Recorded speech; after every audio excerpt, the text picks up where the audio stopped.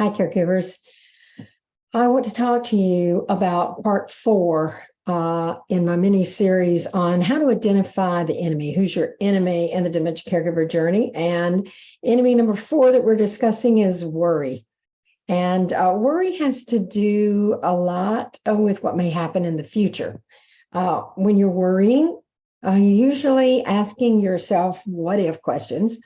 And so I want to share with you some wisdom from an author named John Ortberg as he talks about worry and fear, and can give you a perspective on this that I think might help. Worry, says John Ortberg, is a special form of fear. Worry is fear that has unpacked its bags and signed a long-term lease. Worry never moves out of its own accord. It has to be evicted.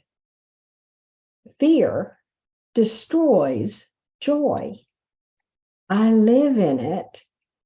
If I live in it, I will know the pain of constant, chronic, low-grade anxiety.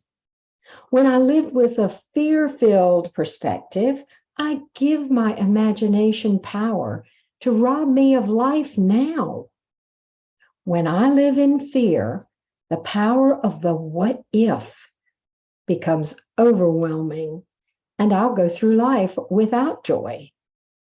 Joy and fear are fundamentally incompatible.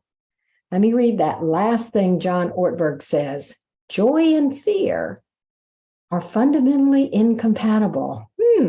So how about if we use joy to neutralize fear and worry?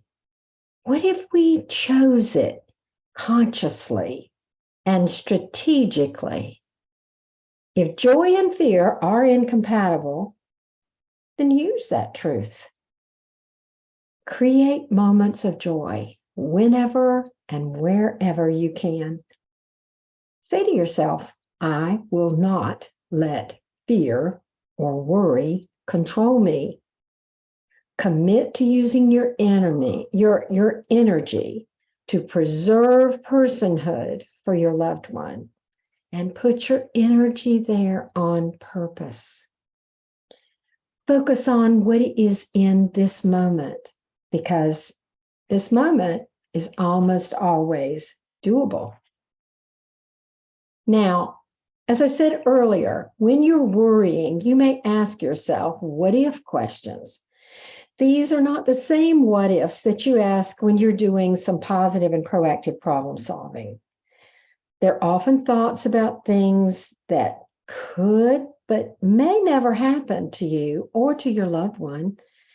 Worry-based what ifs tend to be circular emotionally, and they're hand-wringing in nature. They pester you and they keep coming into your thoughts, upsetting you.